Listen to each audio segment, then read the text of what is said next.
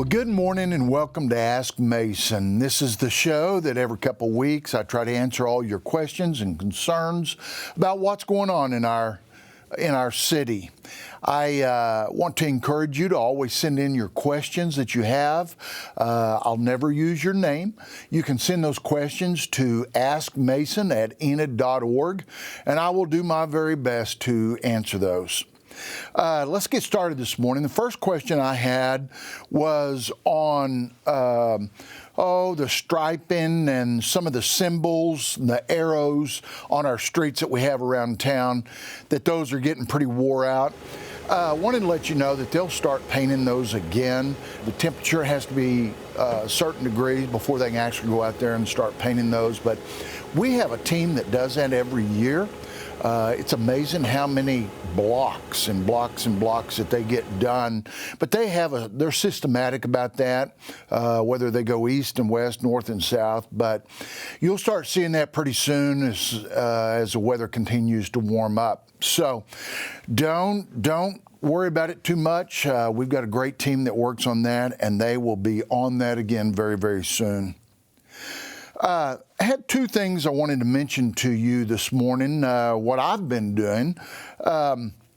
Wanted to tell you about an experience that I had last week. I had the opportunity, I was asked to come speak at OBA.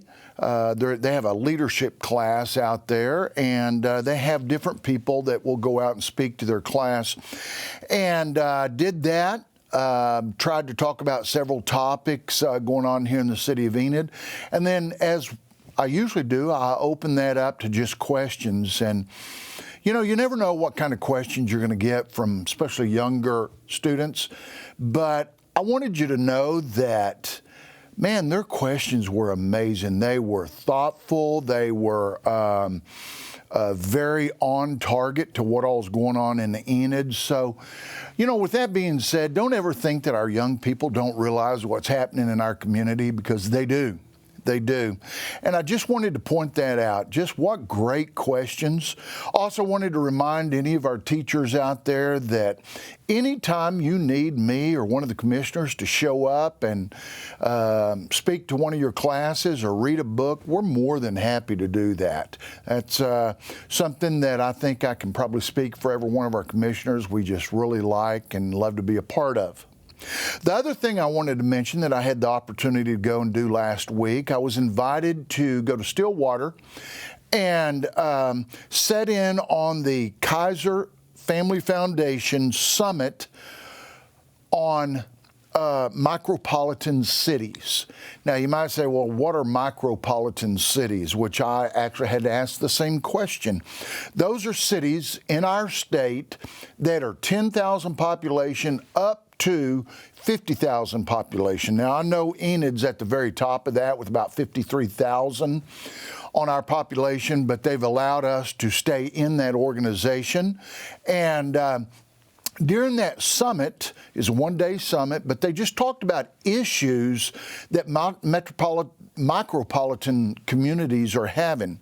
And by the way, they asked the question, how many micropolitan communities do you think there are in the state of Oklahoma? Which I didn't know that, but there are 18, population 10,000 up to 50,000, 18 of those. And what's happening with these 18 communities, and just something you can think about,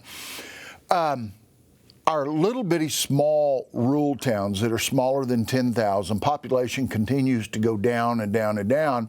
However, these micropolitan communities are gaining population. People wanting to stay somewhat in the rural area, but because of work or schools, they're needing to move and live in a little larger town. So these micropolitan cities are becoming hubs for our state. And that's wonderful. That's one reason our population continues to go up in the city of Enid. However, the problem that you have with that is we constantly need to increase our infrastructure, water lines, sewer lines, better streets, drainage, stoplights. I mean, it just goes on and on and on. And in the state of Oklahoma, all of our revenue that runs our municipalities are from sales tax revenue. The last state in the union, out of 50 states, we're the last one that does our funding that way. Instead of us being able to take a portion of the ad valorem tax or some other fee that they do, municipalities have to try to fund all these projects with sales tax revenue, which becomes very difficult because it's a projected amount of money. You're going to see over the next few weeks our city commission as we start our budget hearings where we set out and we try to project a budget for the next 12 months. And that's pretty easy to do with your expenses, but when you're dealing completely with sales tax revenue, it is a difficult job because you have no idea whether or not we're going to have a good year or a poor year. So you're just trying to average what the dollars were, the sales tax revenue over the last 3 years, and hope that it comes in somewhere close to the same amount. Over time, you're going to see proposals to where this will change some. And I know there are many, many proponents out there that are opposed to this. But when you ask yourself, why does Enid have, I'm not going to say poor roads because ours are better than a lot of communities, but roads that need a lot of work on them, it's lack of funding.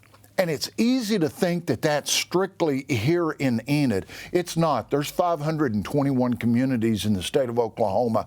Every single one of them have this challenge with coming up with enough funds to stay ahead of the infrastructure that was put in 50, 75 years ago that needs to be replaced. So encourage your state legislators to please start thinking about new ways to help fund our municipalities, especially these hub cities where our population continues to go up in the rural areas. The last thing they talked about over there, and this is an issue that I think we're ahead of the curve on, is water. Same thing, infrastructure, water still falls in that category. So many of these small communities that are on the rural water system, well, over time, because of fertilizer and nitrates that have gotten down in the water system, they do wells and they supply this water to these communities, but now then, because of the nitrate levels, the state DEQ is coming in and saying, you can't do that any longer. So what's going to happen is your city municipalities like Enid we already provide water for 7 communities, about to be 8. Breckenridge is going to come on here pretty soon. But that being said, as these rural water districts continue to go away, most likely, we'll have to take that on. And, that's millions and millions of dollars that our taxpayers are going to have to foot if we cannot get a state legislature that will help with this program. So that's what that foundation, that summit was about last week. It was very, very interesting on some of those challenges that are coming at us. I mean, we are going to have to deal with this. We can't just look the other way and hope that something happens. It doesn't happen like that. So with that being said, I think Enid's future is very, very bright. I am excited about what's going on in Enid. I would encourage you, anytime you have questions or concerns about anything, please send those questions to askmason@enid.org.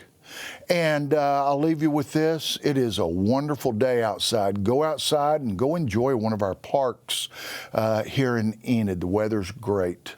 So thank you, and thank you for tuning in today.